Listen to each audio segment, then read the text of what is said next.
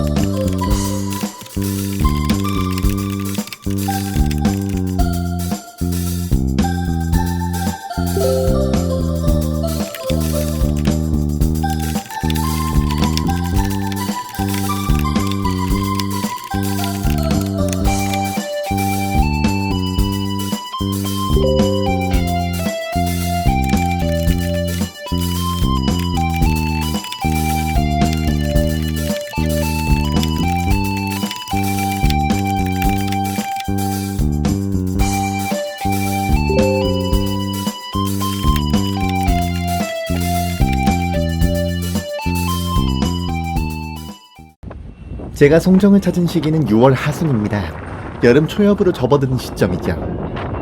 지금 영상이 올라가는 때와는 차이가 있긴 합니다만 이곳에선 10월쯤의 파도가 또 서핑하기는 좋다고도 하더라고요. 제가 간 이날이 하필 서핑 관련 행사가 열리기 하루 전이어서 준비하느라고 해변이 좀 어수선하긴 했습니다만 바다 쪽에선 서퍼분들이 이미 파도가 부서지기 시작하는 라인업 선을 따라서 빼곡하게 자리를 잡고 계셨습니다. 화면 속의 서퍼분들 보시면 만화에서도 한바다가 언급하지만요, 서핑의 기본 자세를 따라서 연습 중인 걸 보실 수 있습니다. 깊지 않은 지점에서 파도를 타고 미끄러져 내려오는 모습이 시원하죠. 무슨 노래방 배경 영상 같은 데 나오는 집채만한 파도를 타는 모습은 이날은 볼 수 없었지만요. 잠시 감상해 보실까요?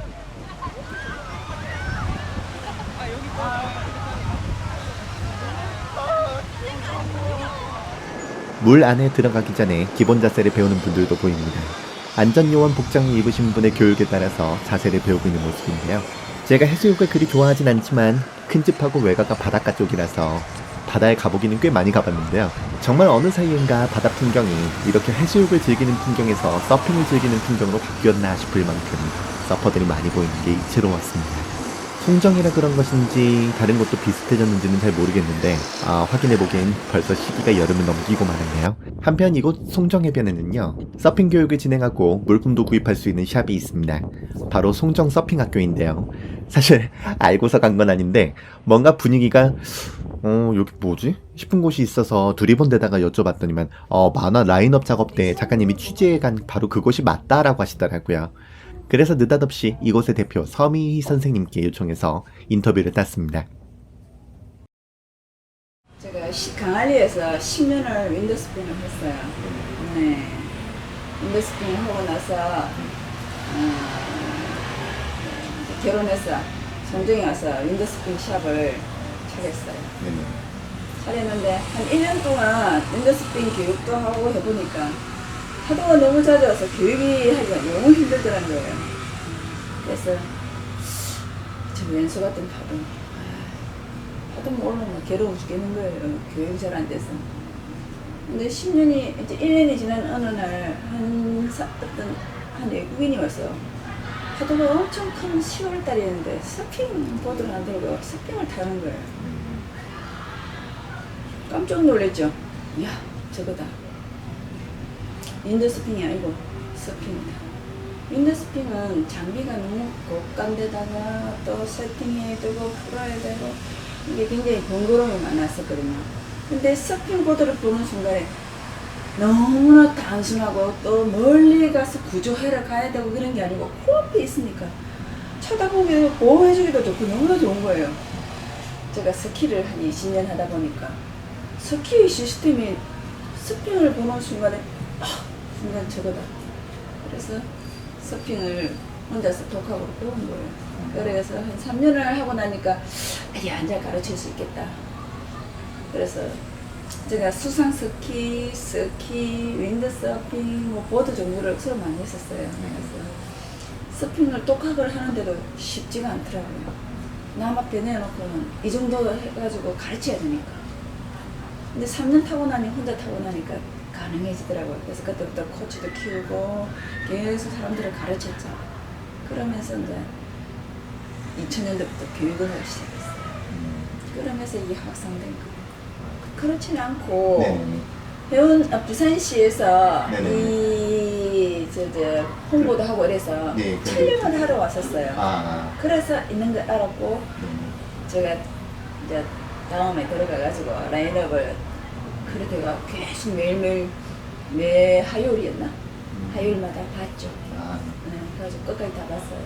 그러니까 그 작품을 만들 때 조언을 하신 건 아니지만은 브랜드 웹툰이기 때문에 부산시 쪽에서 왔을 때 여기를 취재해갖고 작품 속에 그 공간이 좀 녹아있는 건 맞다라는 말씀이시군요. 스핑은 내 이 순간에 고민을 딱 내려놓고 서핑만 하게 만듭니다. 고민이 싹 사라집니다. 그 물속에 있는 순간에. 그리고 이 처음 서핑 하다 보면 몸에 타깃이 하면 몸에 전류가 흘러요. 몇 볼트가 막 흘러요. 하나 타고 나면 몸에서 막 전기가 막 나, 에너지가 막 있어요. 그래서 서핑 그 타고 내려왔던 그것만 이렇게 머릿속에 살짝만 생각해도 그 순간에 몸에서 쩌리쩌리 전기가 지나가요. 그냥 물 위에 있는 자체가 자유예요. 그리고 서핑 보드를 하나 들고 전 세계 어느 바다에 가보면은 다 하나예요, 서퍼가. 이 모든 언어가 다 통하는 것 같아요. 이 서핑 하나로만. 그래서 너무 좋아요. 나이도 무시, 상관없이 전부 다 친구가 되는 것 같아요. 서핑은 진짜 거대한 것 같아요. 겨울 파도가 양양이 좋아요. 그래서 양양이 이제 북동이 내려오니까 우리나라 바람이 남서풍, 북동풍이 거의 주로거든요. 근데 남서풍은 남쪽으로 보고 있는 제주도, 송정 이 정도 파도 좋다가 북동이 오면 동해안하고 송정이 좋고 나머지는 안 좋아요. 그러니까 딱 계절이 나눠져 있어요. 근데 동해안에는 좀 추워요. 서해안도 춥고 겨울에 물수온 자체가 떨어져 있으니까. 근데 매니아는 그걸 가리지 않죠. 두꺼운 셔츠 입고 들어가는 거죠. 근데 이제 송정은 수온이 13도, 14도를 거의 유지를 해요. 그렇게 두껍지 않은 셔츠도 입어도 충분히 할 수 있고, 한 10년만 내가 생각하지 않은 쪽이 틀림없이 우리 송정이 이루어질 거라 생각했어요. 근데 지금 우리 송정이는 사실 시원하는 12kg고 우리는 1.2kg밖에 안 되지만 그래도 주말에는 크로와상을 태워 왔어요. 그래서 잘 타는 친구들은 좀 한적한 곳으로 투어 가버리죠. 좁았어요. 아이고, 긴 시간 내주셔서 감사합니다. 라인업이 무슨 뜻인지 아닙니까? 네? 라인업이. 파도가 오늘이 파도가 작으면은 네. 요 앞에서 이렇게 머리를 세우고 탁 떨어지는 거 있죠. 네. 이 떨어지는 걸 타기 위해서 요 정도 가가 있거든요. 네. 요 라인을 라인업이랍니다. 가는. 네.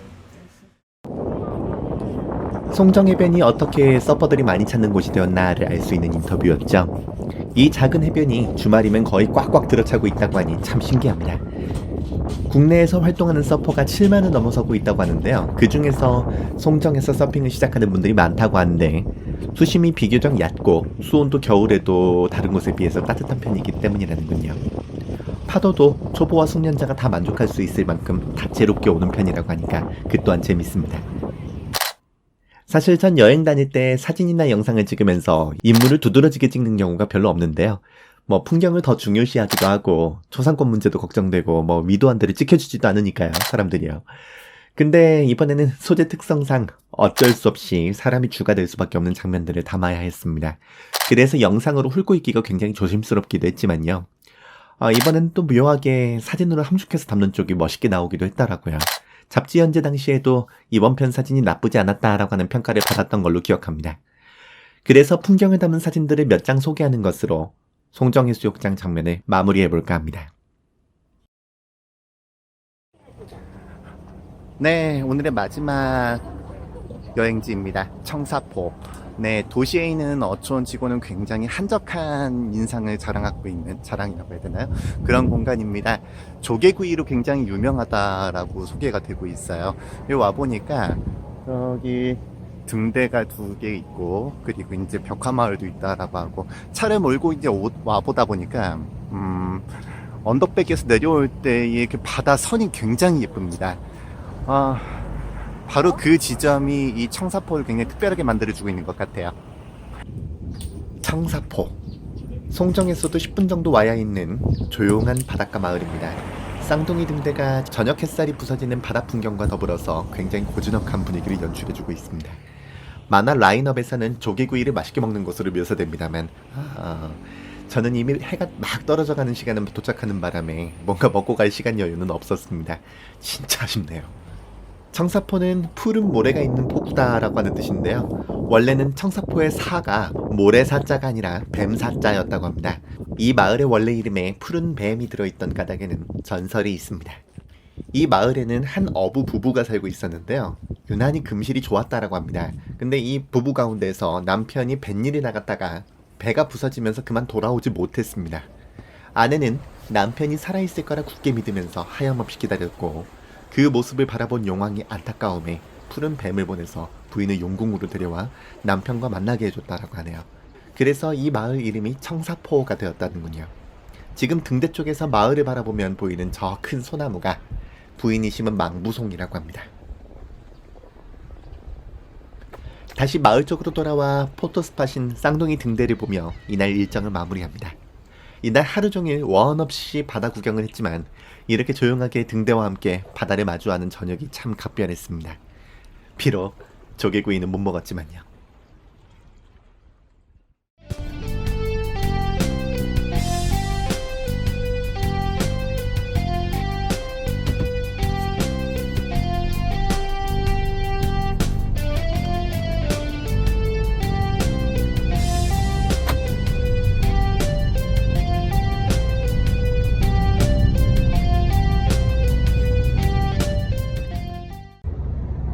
순천 가는 버스를 탔습니다.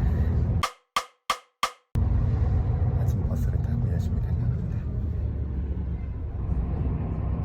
오랜만에 고속버스를 타고 장거리를 이동해 보았습니다. 원래 저는 기차를 참 좋아하는데요. 일반 고속버스가 조금 더 싸기는 하더라고요. 순천과 저와의 인연은 생각보다 꽤 자주 이어져 왔습니다. 일 때문에 가기도 하고 20대 초중반경엔 여동생과 함께 찾기도 했었죠. 하지만 순천만은 저희 부부에게는 잊을 수 없는 기억을 안긴 곳이기도 합니다. 저희가 순천 여행을 갔던 그날 2014년 4월 16일 저희가 있던 곳에서 머지않은 진도 앞바다에선 아이들이 배에 갇힌 채 가라앉아 가고 있었기 때문입니다. 제가 순천을 다시 찾은 건 5년 만입니다. 저기 굉장히 독특한 관광버스도 지나가네요. 이날 날씨가 굉장히 화창해서 세월호 아이들 생각에 다소 우울하던 마음을 좀 달래주었습니다. 마을 골목길에 자리한 학교 벽에는 이렇게 추억을 떠올리게 하는 벽화와 조형물도 있더라고요. 순천만으로 가기에 앞서서 중앙시장 쪽을 잠시 들러서 산책도 했습니다. 청렴의 상징인 팔마비도 봤네요. 순천을 찾은 건 만화 황금장순이의 배경지이기 때문입니다. 황금장순이는 순천만에 사는 짱뚱어와 겨울철새인 흑두루미를 주인공으로 삼은 작품으로 영화감독이자 동화작가인 장현필 작가님이 스토리를 쓰고 항마을 사람들 도바리의 타경호 작가님의 만화로 그린 작품입니다. 순천은 짱뚱어와 두루미 등을 상징물로 내세우고 있는데요. 얘들이 순천만 습지를 상징하기 때문입니다. 지도를 보면 순천은 여수 앞 광양 서편에 자리하고 있는데요.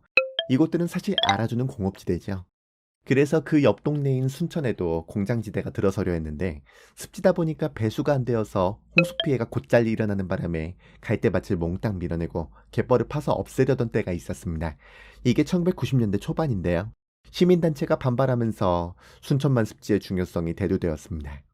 그리하여 생태조사 끝에 습지와 갯벌의 가치가 재조명되었습니다. 황금장순이는 바로 이러한 습지 보전에 얽힌 치열한 투쟁의 역사를 우화처럼 표현하고 있는 작품입니다. 기회와 더불어서 습지에 사는 다른 생물들과 함께 힘을 합쳐서 깡패 갈매기 부대를 무찌르는 모습은 정말 많은 점을 시사하죠. 그래서 이 황금장순이는 환경보호만이 아니라 순천만의 과거와 현재가 시사하는 바를 전달하는 만화이기도 합니다. 그 어느 날 자고 있는데 전화가 왔더라고요. 네. 뭐 얘기를 하는데 그분이 이제 순천 뿔인데 그러니까 순천을 배경으로 한 이야기가 있는데 이거를 이제 만화로 하고 싶다. 그래서 이제 저도 이제 궁금하고 그래서 예, 좋습니다. 그랬더니 뭐 그분께서 이제 서울로 올라오시겠다고 그때 제가 이제 서울에 있을 때인데 그리고 뭐 며칠 후에 오셨더라고요. 오셔갖고 이제 찻집 가서 이제 그분이 이제 그 영화도 하시고 그러니까 시나리오도 쓰시고 영화 감독도 하시고 또 동화도 쓰시는 이제 분이셨거든요. 장현필 감독님이라고요. 그분하고 이제 얘기를 하는데 그날 이제 시나리오를 보여주시더라고요. 그리고 그분이 이제 가셨고 나중에 제가 이제 시나리오를 읽는데 원래 제가 이제 그 남의 글을 받아서 이렇게 그림을 그려본 적이 없거든요. 제가 혼자 다 이제 그림을 다 했었는데 이제 그런 두려움은 이제 있었는데 막상 이제 그 글을 읽다 보니까 글이 와닿더라고요. 그리고 이게 그림도 그려지고요. 그래서 재밌겠네. 그래서 제가 또 다시 연락해서 합시다. 그래서 이제 시작을 하게 된 거였습니다. 순천하고 인연은 전혀 없어요. 예. 그때까지 그러니까 순천을 가본 적이 한 번 있었어요. 그 뭐지 순천대학교 그 만화가가 있어갖고 거기 이제 초청 강의 하러 한 번은 간 적이 있었고 그리고 이 황금장순이의 이제 주 무대가 되는 그 갈대숲 거기도 가보지도 못했어요. 그냥 신천 시내에서만 그냥 좀 놀다가 왔을 뿐이고요. 근데 뭐 역사적으로는 이제 우리가 뭐 그 여순 사건 뭐 그런 걸 통해서 이제 그러니까 순천에 대한 관심은 있었죠. 아무튼 순천과 저거는 뭐 이게 닿는 부분은 없었습니다. 그러니까 이제 제가 이제 이 황금장수리를 이제 그려야겠다 마음을 먹고 그러고 제가 이제 순천을 내려갔어요. 직접 내려가갖고 그 감독님하고 같이 그 시나리오 속 배경이 있는 곳을 다 다녔죠. 그게 꽤 오래된 얘기인데 제 기억에 그날 되게 더웠거든요. 뭐 그늘도 없는 곳으로 막 돌아다니면서 되게 좀 거기 그늘 없어요. 예, 좀 힘들었던 기억 있었고 그리고 그때 갔을 때가 이제 여름이었는데 너무 좋더라고요. 아무튼 덥긴 더웠는데 그 뻘색도 너무 좋았고 그리고 특히 이제 그 황금장순이를 보면은 그 저녁 노을이 많이 나오거든요. 그때 이제 노을을 보는데 세상에 이렇게 아름다운 노을이 있구나. 그걸 그때 처음 이렇게 느꼈던 것 같아요. 그래서 아무튼 그 취재는 나름대로 이제 많이 했던 것 같아요. 직접 그 한 이틀 다니면서요. 그 황금장순이도 이제 그 만화 내용을 보면 어떤 약자들 이야기거든요. 그리고 약자들 이야기면서도 어떤 역경과 어려움을 이겨내고 그 어떤 자연적인 재해 또 어떤 그 외부로부터의 어떤 이제 침입 이제 그런 것들을 이제 극복하고 그리고 내부적으로 서로 이제 어떤 이제 사랑으로 승화하는 이제 그런 내용이거든요. 어쩌면 그게 우리나라 그 특히 남도에 그 아픈 역사들이 많잖아요. 이제 그것과도 연관시킬 수 있겠다는 생각을 했었어요. 아무튼 취재를 하면서 처음 본 이제 그 모습들이니까 그 갈대 그리고 그 뻘 사이에 그 짱둥어 튀는 모습 그것도 처음 봤고요. 그리고 그 노을 그리고 노을 졌을 때 그 바다에 그 붉게 물든 그 금빛 그 모습들이 되게 인상적이었고요. 그리고 또 취재를 하면서 이제 그 장 감독님께서 그런 말씀하시더라고요. 자신은 이제 이 황금장순이 글을 쓰면서 원래 그 짱뚱어 탕이라고 그쪽 쪽에서는 이제 아주 그 보양식으로 이제 많이 먹는 음식인데 그분은 이제 이 황금장순이 글을 쓰면서 자기는 이제 짱뚱어탕을 안 먹는다. 그래서 그 말을 하셔갖고 사실 그때 내가 그 짱뚱어탕을 먹고 싶었거든요. 근데 차마 이제 얘기를 이제 못 꺼냈죠. 근데 사실 그 전에 제가 짱뚱어탕을 서울에 파는 데가 있어갖고 몇 번 먹은 적이 있었는데 저도 이제 그 황금장순이를 이제 그림으로 완성을 하고 난 후부터는 저도 그걸 못 먹겠더라고요. 아까 말씀하신 그 섬 이름, 그 올라가면 전망. 용산 전망. 용산 전망대. 거기 좋았어요. 그 순천에 가시면은, 일단 그 갈대숲과 그리고 용산 전망대, 특히 이제 노을이 질 때 가야 돼요, 거기. 노을 질 때 가서, 그 붉게 물든, 하늘과, 그리고, 황금빛으로 출렁이는, 바다, 그리고 그 바다, 황금 바다 물줄기를 이렇게 거슬러 올라가는 작은 배. 그것만 봐도 아무튼 굉장히 마음의 평화와 행복을 느낄 수 있을 것 같아요.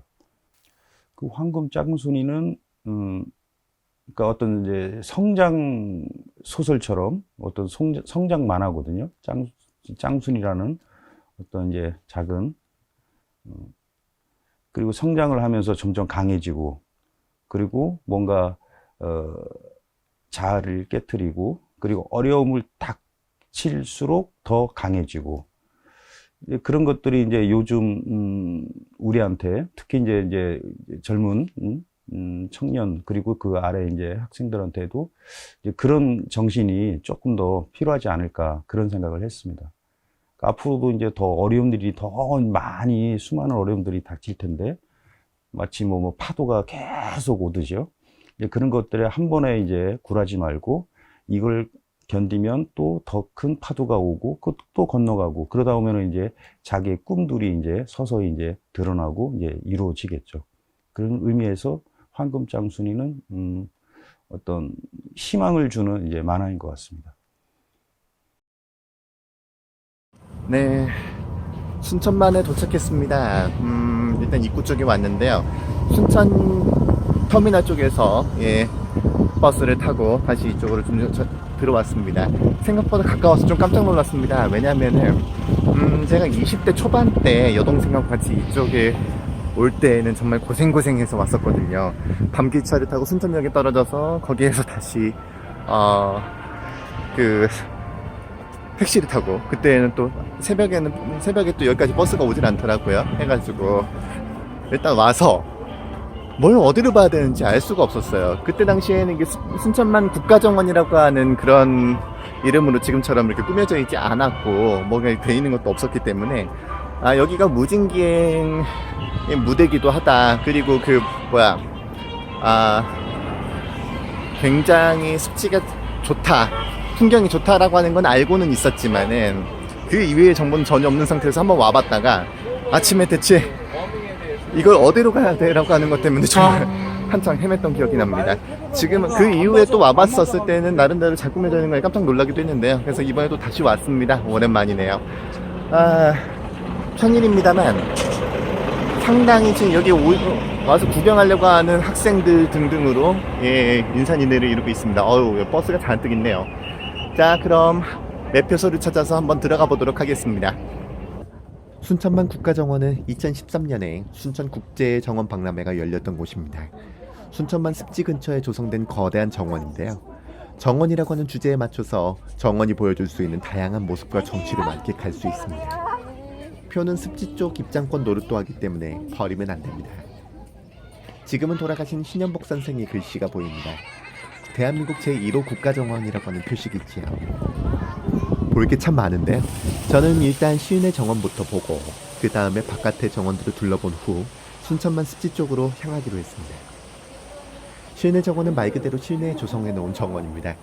식물원 같아 보이기도 하지만 그 안에 우리 조상들이 어떻게 정원을 조성했었나라고 하는 걸 보여주는 구성인데요.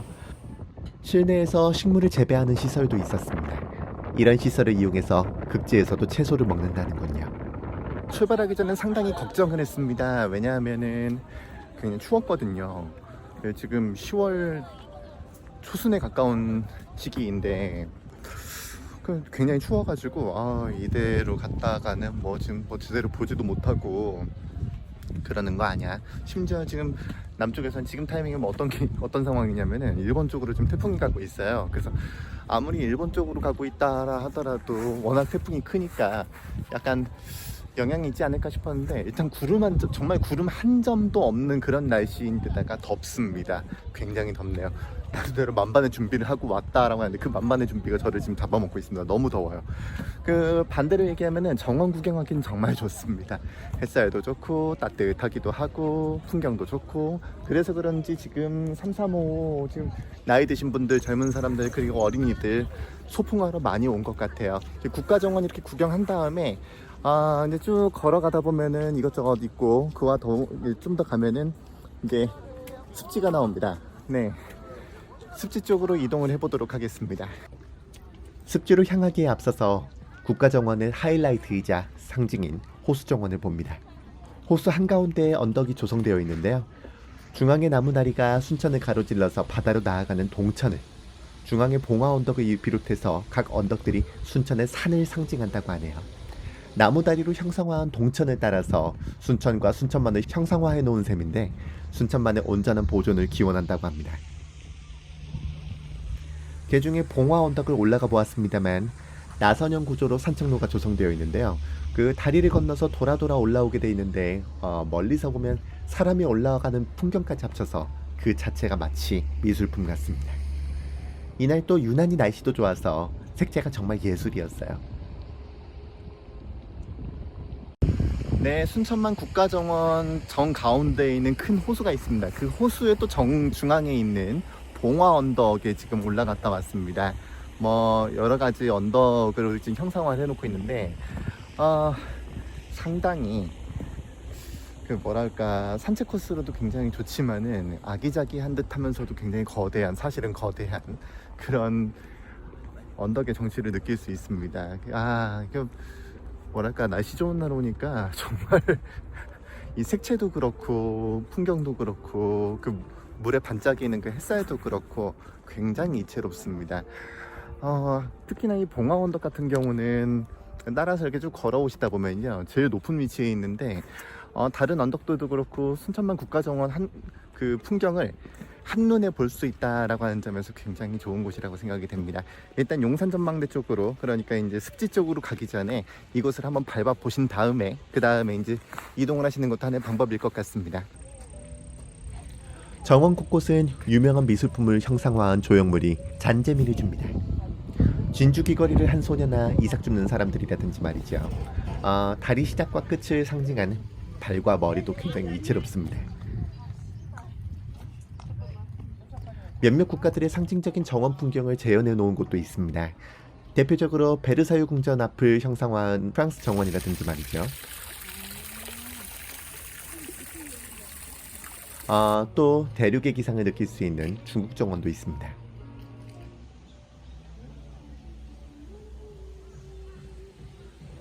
이 밖에도 여러 곳이 있습니다만 이제 슬슬 순천만으로 향하지 않으면 석양을 보기 어려울 것 같은 시간대에 접어들고 있어서 살짝 마음이 급해졌습니다. 동천변에 핑크뮬리가 참 아름답게 피어 있더라고요. 그래서인지 연인들이 정말 335 사진 찍느라 여념이 없었습니다. 이제 꿈의 다리라고 하는 이 다리를 건너야 순천만 쪽으로 향할 수 있습니다. 이곳은 세계 최초로 물 위에 떠있는 175m짜리 다리 미술관이라는군요. 16개 나라 어린이들이 그린 3인치 타일 그림 14만 장이 전시되어 있습니다. 3인치는 이 다리를 디자인한 작가분께서 유학 시절 미술가의 꿈을 키우면서 스케치 연습을 하던 규격이라고 하는데요. 그 자체로 아이들의 작품을 통해서 여러 메시지를 전달하고 있는 것 같습니다. 꿈의 다리를 건너서 순천만 동천 산책로로 접어들었습니다. 차로 올 땐 못 봤던 풍경인데요. 여기 올 땐 조금 특별한 탈 것을 이용해 보았습니다. 네, 순천만에 예전에 왔을 때는 차로 움직였습니다. 그 예전이라고 하는 게 20대 때 말고요.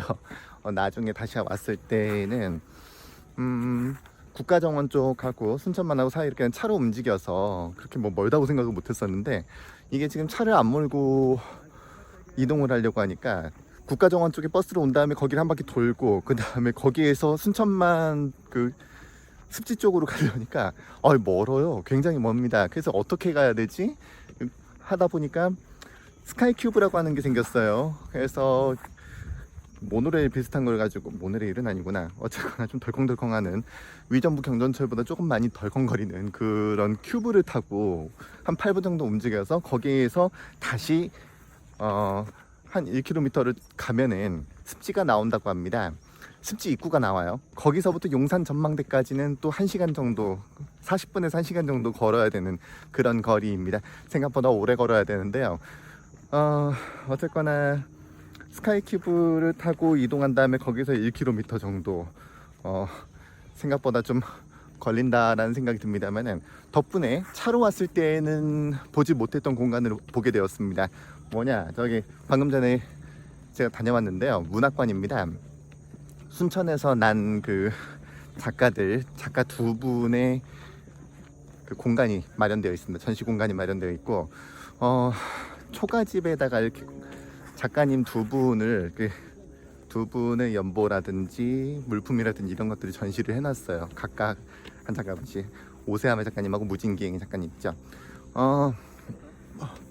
이런 식의 방식도 괜찮구나라는 생각을 했습니다.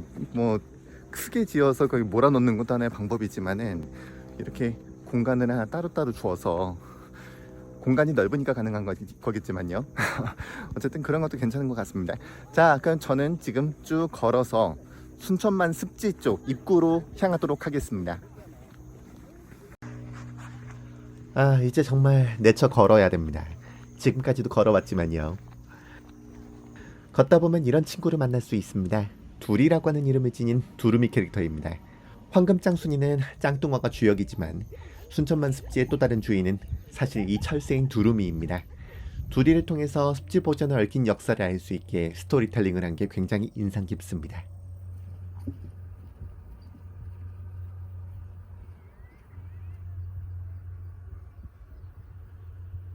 네, 입장권을 끊고, 정확하게는 뭐 저쪽 국가정원에서 끄는 표를 가지고 여기에서 이제 통과를 할 수 있는데요. 어쨌든 그 매표소를 지나서 이제 쭉 가고 있습니다. 지금 눈앞에 보이는, 저 앞에 보이는 다리를 건너면 그쪽부터 이제 갈대의 숲이라고 하고요. 지금 보는 오른쪽에 보면요, 가는 방향으로 오른쪽에 보면은 주차장이 있습니다. 보통은 그러니까 만약에 순천만만 보고 싶다라고 하면, 습지만 보고 싶다라고 하면은 저쪽으로 와서 바로 진입을 할 수 있다라고 할 수 있겠습니다.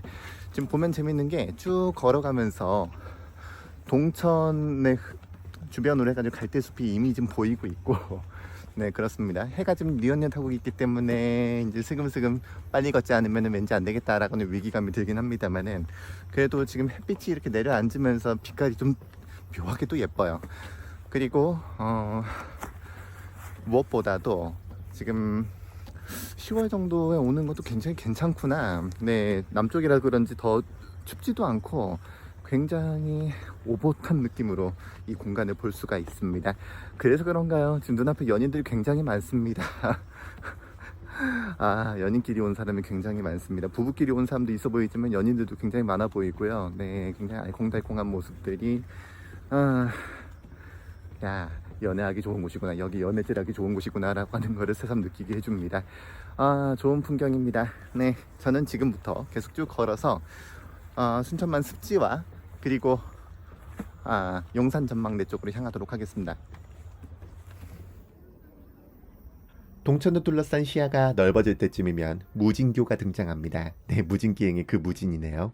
이곳이 아까 멀리서 보였던 그 다리입니다. 여기 지나면 갈대숲 탐방로가 나오는데요. 순천만 습지의 상징적인 풍경이죠. 사실 오늘의 최종 목적지인 용산 전망대는 노을을 보러 가는 곳이지만, 순천만 하면 생각나는 풍경으로는 이곳을 떠올리는 분들도 많습니다. 여기까지만 보고 가는 분들도 많아요. 왜냐하면 산 오르기가 힘드니까요. 갈대숲이 아직 완전하게 연결진 않았는데 걷기에는 10월 초중순이 좋은데, 사실 10월 말쯤 되었을 때 풍경이 더 좋은 모양입니다. 하지만 어쨌든 떨어져가는 햇살을 받아서 금빛으로 빛나는 갈대숲 풍경이 참 좋네요. 겨울이면 두루미들도 찾아와서 또 다른 절경을 보여준다고 하죠. 잠시 조용히 감상해 보실까요?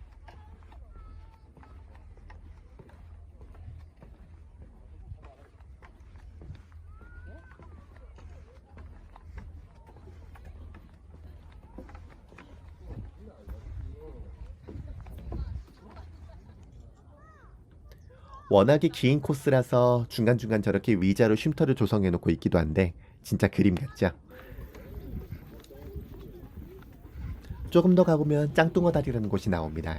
이곳에서 짱뚱어들을 만날 수 있습니다.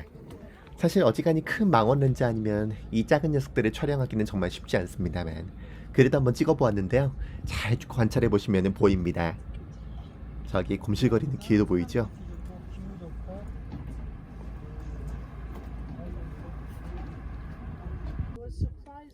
마침 뻘로 물이 밀려 들어오는 시간대였습니다. 이게 배가 지나가서 그런 게 아니에요. 자연이란 정말 신기하죠. 근데 그렇다는 건 바다 쪽에서 만조가 가깝다는 이야기니까 이제 정말 서둘러야 됩니다.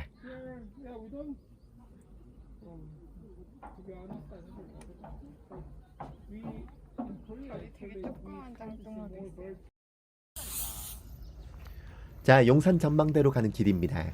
여기를 지나서 편도로 한 20-30분 정도 산행을 해야 됩니다. 산에 가기 전에 화장실에는 꼭 들러야 됩니다. 뒤에는 화장실이 없거든요. 여기가 바로 마지막 화장실입니다. 출렁다리를 지나면 본격적인 산행입니다. 별로 안 높다고 생각할 수 있지만 여기까지 온 사람들은 이미 꽤 걸어왔던지라 꽤 힘겨워하는 게 역력합니다. 전 하필 얼마 전 갔던 여행에서 바닷물에 운동화를 적시는 바람에 이번에는 구두를 신고 갔거든요. 너무 힘들었어요. 명상의 길과 다리 아픈 길이 있는데 굳이 다리 아픈 길로 가려는 사람은 없어 보입니다. 저기 저분도 난간을 붙잡는군요.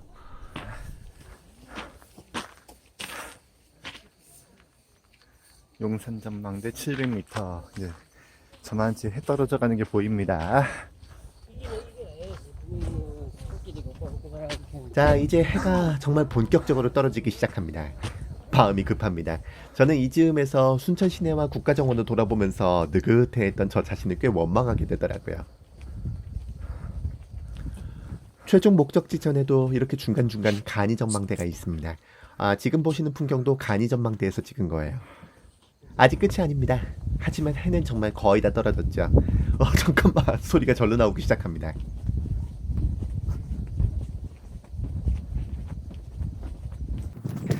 다른 분들도 마음이 마찬가지인지라 저기 앞에 가는 분들의 걸음도 꽤 바쁩니다.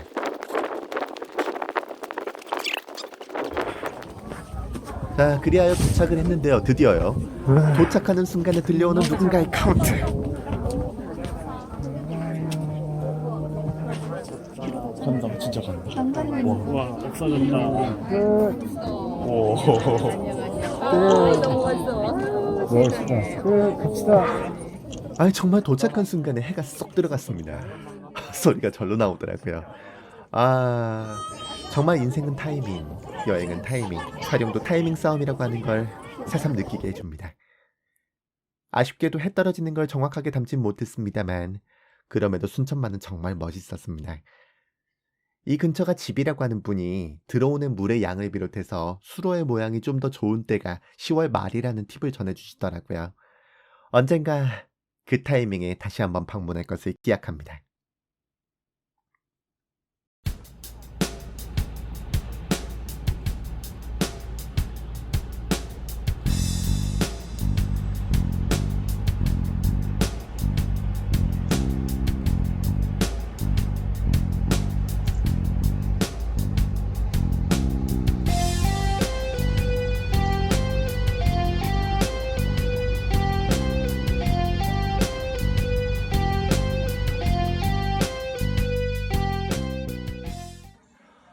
다음 날에 여수로 가는 일정이 있어서 그래서 순천역을 갔었는데 그쪽에 농수산품 파는 그 매장이 있었습니다. 거기에 짱순이 빵이 있더라고요. 저 깜짝 놀랐습니다. 이 짱순이가 그 짱순인가는 모르겠는데요. 계약 관계는 잘 모르겠으니까. 그렇지만 어쨌든 꽤 반가웠어요. 짱순이라는 이름을 지니고 있는 짱뚱어 빵이라니 말이죠. 맛은 어땠냐라고 하면은 속에 이렇게 앙금이 있습니다. 꽤 맛있었어요. 2개에 3,000원이었습니다. 한 상자 사기엔 너무 비싸서 딱 2개만 먹었는데요. 다음 기회에 또 한번 먹어보고 싶네요. 네, 제주공항에 도착했습니다. 제가 중학생이던 시기만 하더라도 제가 살던 지역 소도시에서는 제주도 여행이 굉장히 큰 경험이었습니다. 그래서 전 제주에 다녀와서 반 친구들 앞에서 경험담을 발표하기도 했었죠. 이후에 해외여행이 너무나 자연스러워졌지만 제주는 역시 이름만 들어도 설레게 하는 뭔가가 있는 곳입니다. 여권 없이 갈 수 있는 이국이란 느낌이라서 더 그럴 것 같아요. 하지만 제주라는 곳이 지금은 여행지로서 각광받고 있어도 심지어 누구든 몇 번은 가봤을 흔한 여행지 같아도요. 사실은 여전히 우리 대중들 사이에서 모르는 게 많은 곳이기도 합니다. 이를테면 우리는 제주의 상징과도 같은 이 석상이 1970년대 이전까지는 돌하르방이라고 불리지 않았던 사실도 사실은 대부분 모릅니다. 그만큼 제주는 알면 알수록 지금껏 몰랐던 게 많았음을 끊임없이 깨닫게 하는 곳입니다. 이번 편의 소재가 되는 모코에나는 바로 그러한 제주의 또 다른 역사 속 일면을 알게 해준 만화입니다. 모코에나는 우리만화연대가 기획하고 휴머니스트에서 출간했었던 월간 무크지 보고의 4편에 걸쳐서 수록한 만화입니다. 중편이죠. 정용현 작가는 정간의 소사로 가족 이야기 속에 흐르는 민초들의 미시사를 보여주어서 높은 평가를 받았었는데요. 이번 작품에서는 그 장기를 한층 더 깊이 갈고 닦아서 보여주고 있습니다. 작품이 배경이 되는 시대는 몽골의 제국인 원이 점차 저물던 원명 교체기입니다. 역사 왜곡이 좀 심하긴 하지만 드라마 기황후가 바로 이 시기를 소재로 삼고 있죠. 만화에선 김은희 작가의 덫칸 그리고 김혜린 작가의 비천무가 같은 시기를 다루고 있으니까 참고해 보실만 하겠습니다. 모코에난 이야기로 돌아와 보자면 바로 앞서 소개한 그 기황후의 오빠와 그 형제들을 비롯한 부원배들이 말 그대로 판을 치고 있었던 고려 후반기가 배경입니다. 백성들이 힘들어하지만 기황후 손길에 놀아나는 원나라 때문에 부마국 입장에선 어찌 손을 쓸 수 없는 상황이었죠. 원에서 오랜 시간 볼모로 있다 돌아와 왕이 된 공민왕은 즉위 직후에 따은 머리를 풀고 원의 반기를 들었습니다. 원의 힘이 기울고 있음을 파악한 데 따른 정책이었죠. 부원배들을 죄에 처단하여 민심을 얻고 빼앗겼던 영토도 탈환했지만 한 곳이 남았으니 바로 그곳이 제주였습니다. 본래 탐나라는 왕국이었지만 고려에 복속되었던 제주는 초원에 다니던 몽골족의 나라인 원이 말을 키우는데 좋은 곳으로 눈여겨보았던 곳이었습니다. 이에 몽골인들은 제주를 집어삼키고 그곳에 뿌리를 내리고 살게 됐습니다. 그래서 말치는 오랑캐라 하여 모코라고 하죠. 제주 사람들은 이 과정에서 강제적으로 모코들과 섞이고 그런 채로 또 100여 년이라는 시간이 흘렀습니다. 그래서 고려 조정에서도 저들은 이미 제주 백성이 아니라 오랑캐다 라고 하는 말이 나올 정도였죠. 고려는 모코들을 공격했지만 번번이 실패로 돌아갔습니다. 하지만 세상이 바뀌어 원이 쫓겨나고 새로운 한족의 제국이 섰으니 이름하여 명입니다. 성질이 불가기로 정평이 나 있는 주원장이 황제에 올랐고 고려는 원 대신 명을 섬겨야 될 처지에 놓이고 맙니다. 주원장은 제주의 말을 2000필 내놓으라고 요구했고 조정에선 난감해하면서 제주로 협상을 하러 갑니다. 당연히 모코들은 분개했지만 다 죽을 거냐 살고 볼 거냐 구스르는 고려 관리의 말에 일단 300필을 보내기로 합니다. 하지만 300필로는 주원장을 만족시키지 못할 터 공민왕은 결단을 내리고 맙니다. 모코를 토벌하라. 그 명을 받던 이가 바로 최영입니다. 황금보기를 돌같이 하라던 그 백전의 용사 최영은 공민왕의 명을 받들어 부대를 이끌고 모코를 치러 떠납니다. 제주는 이제 피바람이 불 예정입니다. 그리고 그 예정된 피바람 앞에 고려 여자 버드라기와 모코의 백호장 성나리 보게는 부부로서 그저 함께할 수 있기를 바라고 있습니다. 이들의 운명은 과연 어떻게 될까요? 역사 만화를 그리고 싶었거든요. 그런데 99년도 제주도에 오토바이 여행을 했어요. 그때 한 열흘 정도 다녔었는데 그때 뭐 제주에 대한 사전 지식이 전혀 없던 채로 여행을 했었고요. 여행하고 돌아와서는 완전히 제주도를 잊고 살았죠. 그러다가 한 15년인가 지나서 제가 우연찮게 도서관에서 제주 역사 기행이라는 책을 봤어요. 그때 봤는데 그 생각지도 못했던 역사가 나와가지고 너무 충격받았어요. 교과서에서도 전혀 볼 수가 없었고 어떤 곳에서도 볼 수 없었던, 제가 역사를 좋아하는 축에 속하는데도 알 수 없었던 얘기니까 그걸 보고서 이걸 한번 만화를 그려봐야겠다 그런 생각이 들었습니다. 말씀해주세요. 작품을 그리는 것보다는 답사라는 것도 좀 말이 좀 어폐가 있고 그냥 즐기면서 다녔던 것 같아요. 취재를 빙자한 여행이죠. 그렇게 여행을 한 달 정도 다녔던 것 같아요. 2차례에 걸쳐가지고. 그래서 오름을 한 20 몇 군데 올랐고, 전국 구석구석 최대한 많이 다녔어요. 오름들이 가장 인상적이었고, 그 중에서도 작품의 배경이 되는 것, 새별 오름. 한자로는 효성악이라고 하거든요. 근데 우리말로는 그게 새별 오름이죠. 거기에서 지금으로부터 673년 전 그 고려군과 목호의 전투가 있었던 곳이죠. 그곳이 가장 인상적이었고, 그 다음에 목호의 최후의 항전지가 범섬이거든요. 강정마을 맞은편에 있는 건데 굉장히 아름다워요. 저도 이제 한번 그 낚시꾼들을 대상으로 이제 운송하는 그 배를 탔었는데 25,000원인가 주니까 더 섬을 한 바퀴 돌게 해주더라고요. 아, 가까이서 보니까 정말 아름다웠고 673년 전에 그런 비극이 있었다는 게 도저히 믿기지가 않았습니다. 그러니까 그 무크지에 그랬었던 게 한 150페이지 정도 됐던 것 같아요. 근데 책으로 묶었을 때는 280 몇 페이지였던가? 그러면서 이제 그 미처 이야기하지 못했던 것들을 그리려고 많이 애를 썼죠. 당시 정세, 아니면 자연 풍광, 이런 것들을 담아내기 위해서 노력을 많이 했습니다. 그 제주도 가면은 무엇보다 오름이죠. 그 제주가 가장 제주답게 느껴지는 게 오름이라고 생각해요. 오름은 360개 정도 있는데 가장 큰 오름은 물론 한라산이죠. 나머지는 이제 새끼 화산인데 그 중에서도 가장 아름다웠던 건 다랑시 오름하고 따라비 오름, 그 다음에 이제 또 찾는다면은 목호하고 고려군하고 전투가 있었던 새별 오름 정도 될 것 같아요. 그러니까 오름은 원래 그 산으로 그 완전히 숲으로 이제 뒤덮여 있던 건데 그 몽골군이 거기에 주둔하면서 다 불태웠죠. 거기서 이제 풀이 자라면서 말을 키우게 된 거죠. 그래서 우리가 알고 있는, 지금 우리가 보고 있는 오름과 800년 전 오름은 차이가 있죠. 당시에는 숲으로 뒤덮여 있으나 지금은 초원이죠. 그 모습들을 어쨌든 한번 한번 가보는 예, 반드시 가볼 장소로 추천합니다. 네.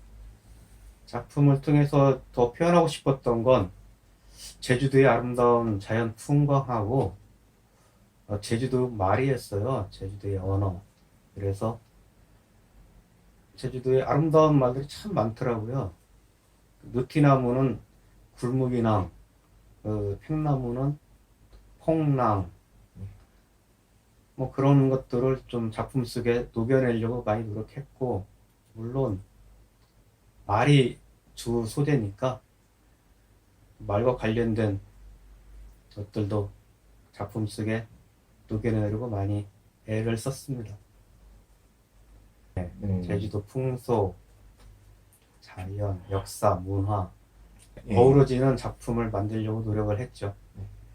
예, 빙떡 먹어봤습니다. 아주 맛있었는데 그걸 제가 주위 사람들한테 먹이고 싶어가지고 맛보이고 싶어가지고 가져왔는데 요새 애들한테는 또 그 입맛에 안 맞나 봐요. 바로 이렇게 안 먹더라고요. 그래서 제가 혼자 다 먹었습니다. 근데 빙떡이라는 게 예전에는 그 경조사 때 제주도 사람들이 항상 했던 귀한 음식이죠. 버드라기가 이제 지금 만들었다고 하니까 한번 먹어보려고 했었거든요. 먹어서. 버드락이라는 이름은 현진건 소설 무영탑에 나오는 그 소설 주인공에서 제가 따온 이름이에요. 그대로 쓴 건 아니고 그 현진건 무영탑에 나오는 여자 주인공 이름은 구슬락이거든요. 근데 제가 그걸 너무나 재밌게 봤었고 그 소설 속에 있는 그 여자가 너무나 사랑스러웠어요. 그래서 제가 그 소설에서 따온 여자 주인공 이름을 변형시켜서 버드락이라고 했습니다.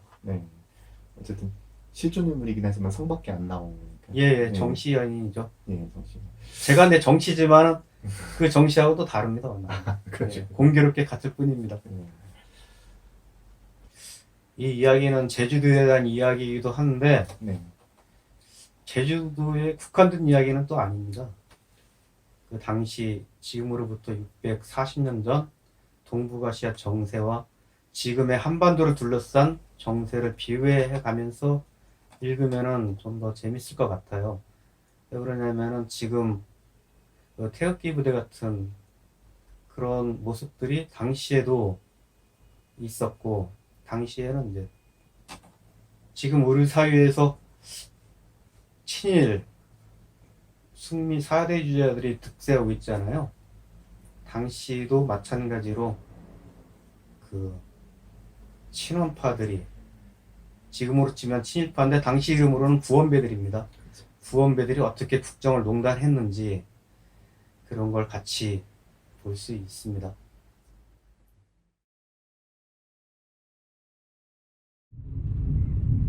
해안도로를 따라 달리다 보면 해안가에 기묘한 비석 하나와 석상 둘이 서 있는 걸 보실 수 있습니다. 상당히 멋을 낸 글씨로 휘갈겨 쓰여 있습니다. 애월읍경은 항목묘로의 땅. 두 무인상의 위험이 왠지 심상치 않습니다. 한쪽은 삼별초의 김통정 장군, 그리고 다른 한쪽이 바로 최영 장군입니다. 자, 애월읍에 와보시면요, 저렇게 애월읍경은 항목묘로의 땅이라고 하는 비석이 하나 서 있습니다. 항목멸호, 말 그대로 몽고의 항전을 하고 그리고 오랑캐를 멸했다라고 하는 뜻이죠. 여기서 말하는 항목의 역사라고 하는 것은 삼별초를 뜻합니다. 그래서 여기서 동쪽으로 가면 항파도리가 나오는데 삼별초가 몽고에 맞서 싸웠던 곳이고, 그리고 여기 보시면 서쪽으로 가면 새별오름이라고 나옵니다. 이건 국민왕의 입장에 따라서 이 타이밍에 얘들을 없애자라고 해서 바로 그 최영 장군을 내려보냅니다. 이 제주 땅에 내려보내서 목호 세력들을 토벌을 하기 시작합니다. 그리고 이 토벌전이 가장 크게 일어났던 곳이 바로 이 새별오름이에요.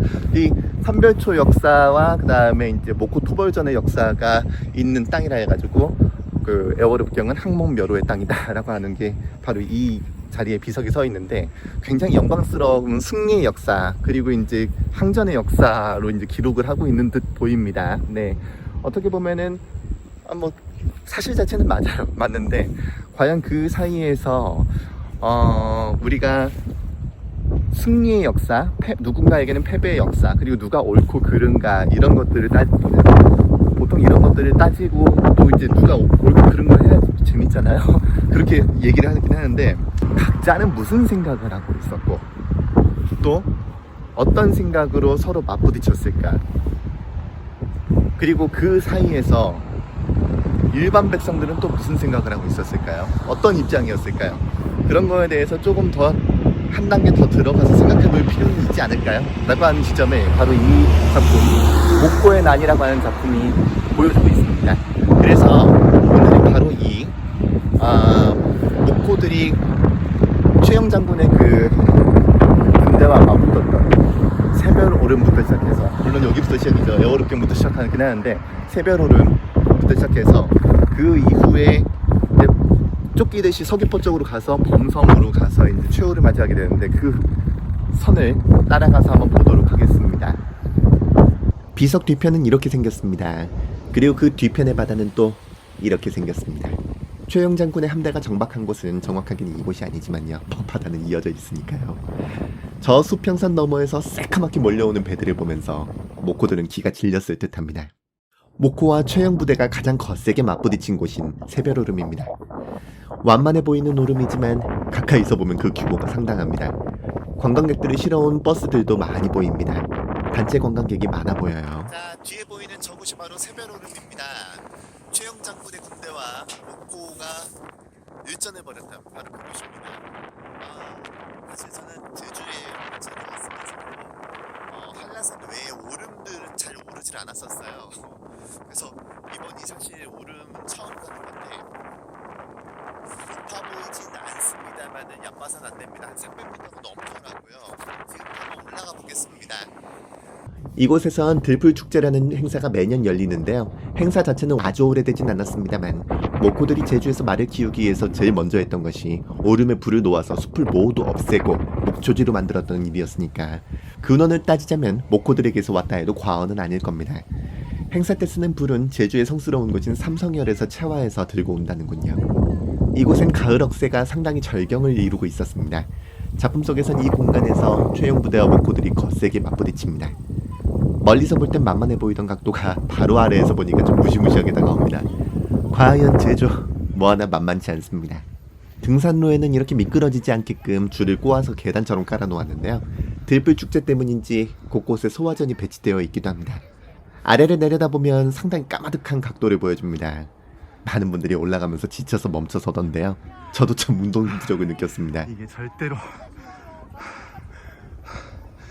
얕봐서는 안 되는 경사입니다. 이게 거의 다 와갑니다. 고지가 저 앞에 보이네요. 그래도 산은 다 오르면 기분이 좋죠. 해발 519.3m, 실제로 오르는 높이는 119m 정도지만 어쨌든 상당히 높고 또 가파릅니다. 산 정상에 오른 기분을 나름대로 만끽해보았습니다.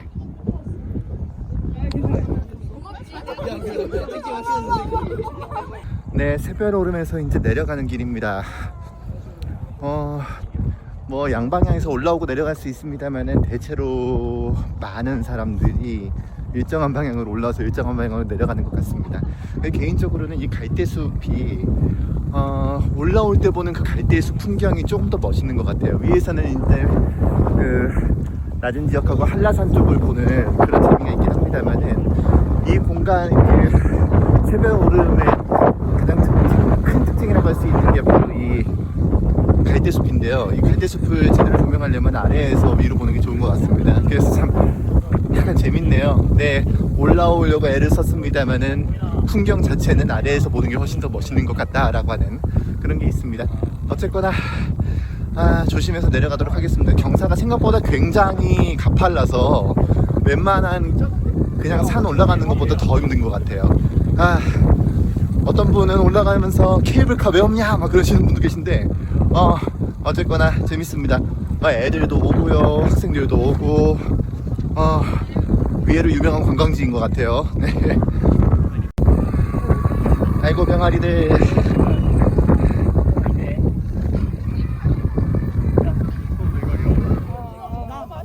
내려가는 길도 생각보다 위험합니다. 이런 각도에서 말을 달릴 수 있다니 모코드 진짜 대단했던 거 아닐까요? 과연 몽골 기병의 후예들입니다. 335 사진 찍는 분들도 계시던데 억새와 가을 하늘이 어우러진 풍경이 보고 싶으시다면 한번 와보시는 것도 괜찮을 것 같습니다. 네, 저는 지금 서귀포시 한남리 복지회관에 와 있습니다. 예전엔 리사무소였죠. 여기에 굳이 제가 와 있는 이유 뭐냐면요, 바로 이곳에 고려 정씨 여인 열녀비가 있기 때문입니다. 열녀 정씨의 비 뭐 이렇게 되어 있는데요. 그 열녀 정씨가 바로 모코에 난 만화 속 두 주인공이죠. 성나리 보게와 그 아내인 버드라기. 그 중에서 이제 버드라기가 바로 이 열녀 정씨입니다. 실존 인물이에요. 네, 만화 속에서 성나리 보게 또는 석방리 보게, 여기 지금 비에는 또 석공리 보게라고 이름이 되어 있네요. 어쨌든 간에 기록에 따라서 표기가 좀 다릅니다만 어쨌든 그 몽골인들 이름을 한자로 적어 놓은 거기 때문에 실제로 그들이 어떻게 읽었을지는 모릅니다. 이 비석은 원래 이곳이 아니라 조금 떨어진 곳 담벼락에 붙어 서 있던 걸 2006년에 한남리 사무소로 옮겼고요. 그나마도 창고에 들어갔다가 이듬해쯤에 마당에 세워졌는데요. 사실 거의 방치되다시피 했던 걸 2019년 10월 현무암으로 된 비각과 돌담 그리고 해석비를 세워서 조금 더 그럴싸하게 조성을 해놨습니다. 제가 찾아온 게 지금 모습이 된 집 정말 얼마 안 된 시점이더라고요. 제가 운이 좋았네요. 한남리 일대를 문화유적길로 조성하려고 하는 움직임의 일환인 모양입니다.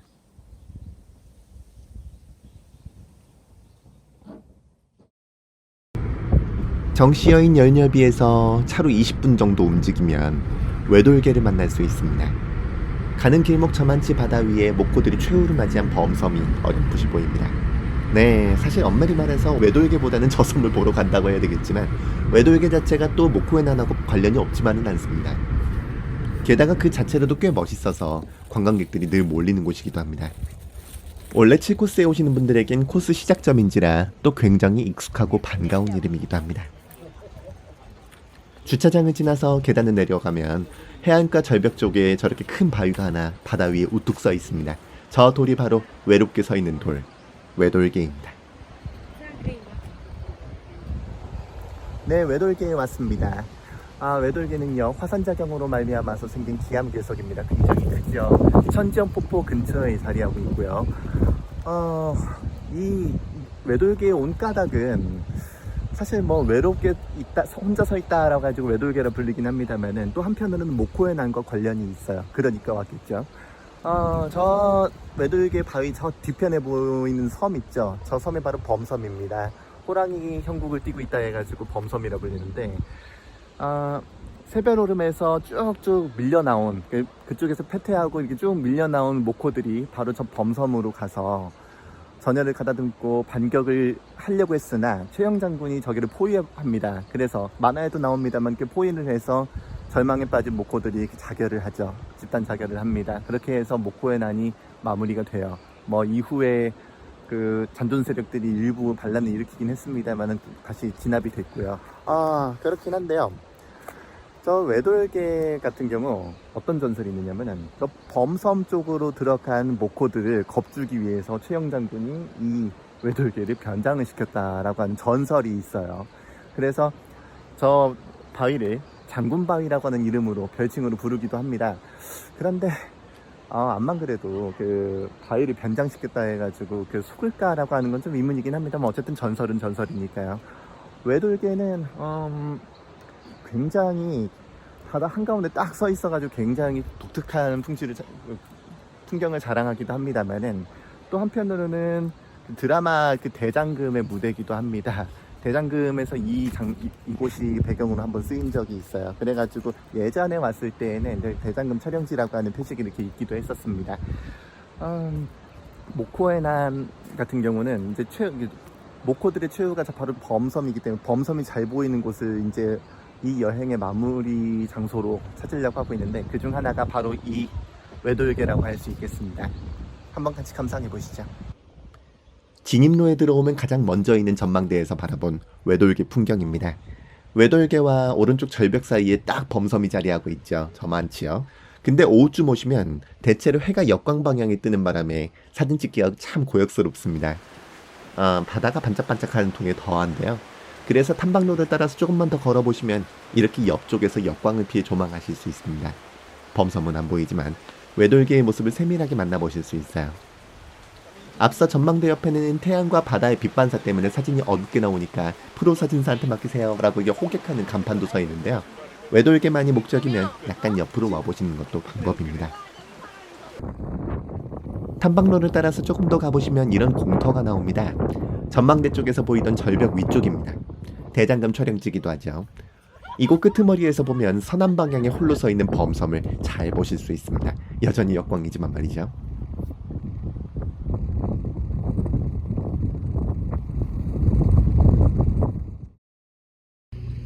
모코의 난의 흔적을 쫓아 떠난 이번 여행의 마지막은 바로 강정입니다. 2014년에 왔을 때 한창 공사가 진행 중이던 해군기지가 이제 이렇게 형태를 잡고 있습니다. 바로 저만치의 범섬이 보이죠. 먼저 이렇게 강정포구에서 해군기지를 보았다면 범섬을 조금 더 가까이에서 보기 위해 강정마을 쪽으로 이동합니다. 강정마을은 이 해군기지가 들어서면서 큰 고통을 겪었습니다. 해군기지가 들어선 이후에도 그때 흔적은 여전히 이렇게 딱지처럼 남아서 당시의 분위기를 보여줍니다. 강정마을을 관통해 흐르는 강정천 위에는 이렇게 다리가 있는데요. 다리 위에도 이곳을 찾는 이들을 향한 목소리가 남아 있습니다. 잘 보시면 미군 기지를 짓느라 없앤 구럼비 바위를 향한 이야기, 그리고 평화를 향한 목소리가 보이고요. 이를 넘어서 제2공항 이슈에 이르기까지 근래 제주에 얽힌 이야기까지 남아 있습니다. 한때 거리에 차려졌던 성당도 이제 비어있지만 당시의 흔적을 고스란히 남기고 있습니다. 당시에 정말 많은 분들이 오셔서 함께 기도했었죠. 모코의 난이라는 만화는 단지 역사적 사실을 기록하는 데에서 그친 작품이 아니라 그 시기의 역사에 빗대어서 제주가 겪었던 여러 아픔, 이를테면 일제강점기 후반에 일제가 연합군의 일본 상륙에 대비한 진지를 구축한다고 제주도민들을 강제 노역에 동원했던 일이라든가 제주 4.3 사건, 그리고 근래의 해군기지에 이르기까지 말이죠. 이것들이 각자 별개의 일이 아니고 나아가 그곳에서 살아가고 있던 사람들의 존재를 무조건 배제해선 안 된다라고 하는 점을 잘 보여줍니다. 결국은 힘의 뜻대로 흘러간데도 사람들의 목소리가 그 자리에 있다면 그걸 기억할 필요가 있는 것입니다. 누가 옳다 그르다를 넘어서 말이죠. 이 모코에난 만화의 부제로 1374 제주 이 말이 붙은 까닭에도 그러한 위지가 담겨있다 할 수 있겠습니다. 권력은 정치적 판단과 필요에 따라 움직이고 그 움직임이 곧 역사로 기록되곤 하지만 그 역사적 장면 뒤편에는 반드시라고 해도 좋을 만큼 누군가의 삶과 일상이 교차합니다. 그리고 그건 비단 제주라는 공간에 한정되지 않습니다. 힘이 정한 어떤 정의와 방향성 뒤에서 누군가는 편리하게 이용당하고 누군가는 이름 없는 희생자로서 어느 들판 구석에 굴러다닐 수 있음을, 그리고 그러한 아픔이 비단 옛 역사 속 누군가의 이야기만이 아님을 이 작품은 잘 보여줍니다. 강정천은 예나 지금이나 무심한 듯 흐르지만 그 위의 흔적들은 여전히 많은 말을 건네고 있었습니다.